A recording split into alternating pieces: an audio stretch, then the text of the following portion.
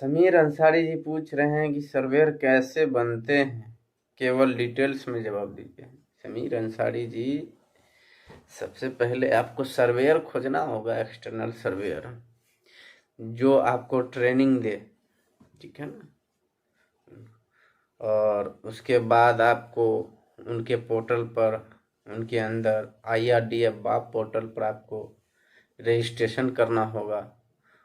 उसके बाद इनरोलमेंट करना होगा, उनको रिक्वेस्ट भेजना है, अपने सीनियर सर्वेयर को बोलिए, एक्सेप्ट करेंगे। एक्सेप्ट करने के बाद फिर आप उनके अंदर कुछ दिन काम कीजिए, समझिए, ठीक है ना। सर्वे कीजिए, फील्ड सर्वे कीजिए, असेसमेंट बनाइए, रिपोर्ट बनाइए, सबमिट कीजिए कंपनी को, ठीक है ना।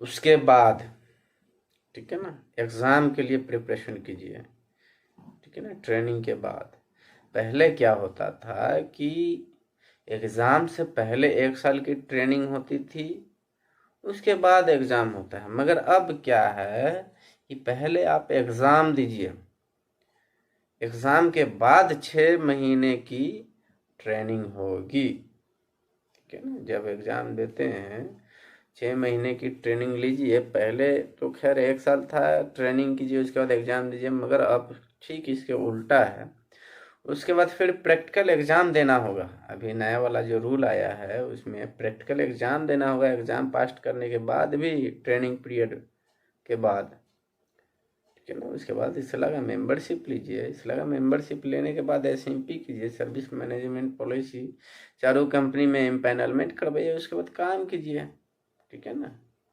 इसला का मेंबरशिप भी रहना ज़रूरी है। हालांकि प्राइवेट संस्था है, मगर गवर्नमेंट कंपनियों में काम करने के लिए आपको इसला का फाइनल मेंबरशिप ज़रूरी है, ठीक है ना। फाइनल मेंबरशिप से पहले आपको स्टूडेंट मेंबरशिप होना ज़रूरी है इसला का। उसके बाद ही आपको फाइनल मेंबरशिप मिलेगी, ठीक है। और दूसरी बात,